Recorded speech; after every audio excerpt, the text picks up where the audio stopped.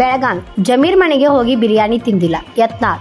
ನನ್ನ ಕ್ಷೇತ್ರದ ಸಲುವಾಗಿ ಸರ್ಕಾರಿ ಕಚೇರಿಗೆ ಹೋಗಿ ವಸತಿ ಸಚಿವ ಜಮೀರ್ ಅಹಮದ್ ಖಾನ್ಗೆ ಭೇಟಿಯಾಗಿದ್ದೇನೆ.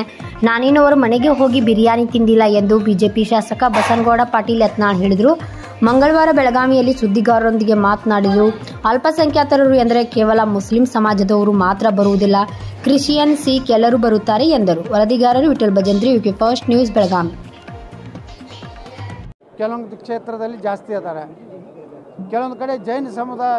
ಇವತ್ತು ಉಡುಪಿ ಕ್ಷೇತ್ರದಲ್ಲಿ, ನಮ್ಮ ಕಾರ್ಕಳ ಕ್ಷೇತ್ರದಲ್ಲಿ ಜೈನ ಸಮುದಾಯ ಜಾಸ್ತಿ ಅದಾರೆ.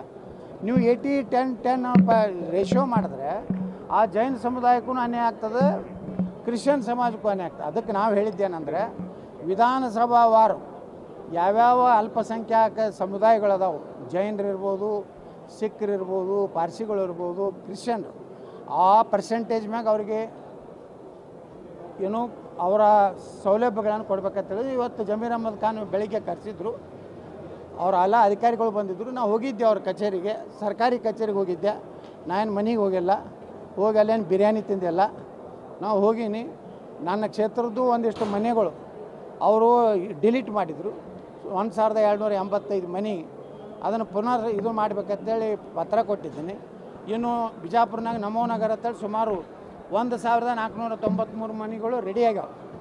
ಇನ್ನೂ ನನಗೆ ಬಿಜಾಪುರದ ಕ್ಷೇತ್ರದಲ್ಲಿ ಸುಮಾರು 2500 ಮನೆಗಳು ಬರಬೇಕಾಗ್ಯಾವ. ಅದನ್ನು ಕೊಡಬೇಕು. ಯಾಕಂದ್ರೆ 31 ಎಕರೆ ಇದು ಎಲ್ಲನೂ ಜನರ ಪರವಾಗಿ ನಮ್ಮ ಹಿಂದೂ ಸಮಾಜದ ಭಾಗಗಳಿಗೆ ಅನ್ಯಾಯ ಆಗಿದ್ರ ಬಗ್ಗೆ ನಾವು ಹೋಗಿದ್ದು ನಿಜ. ನಮ್ಮದು ಜಮೀರ್ ಅಹಮದ್ ಖಾನ್ ಅವರು ಸರ್ಕಾರಿ ಕೆಲಸಕ್ಕೆ ಹೋಗಿದ್ದೇ ಹೊರತು ಯಾವುದೇ ವೈಯಕ್ತಿಕ ಕೆಲಸ ಇಲ್ಲ. ಮಾಡಲಿ ಥ್ಯಾಂಕ್ ಯು ಸರ್.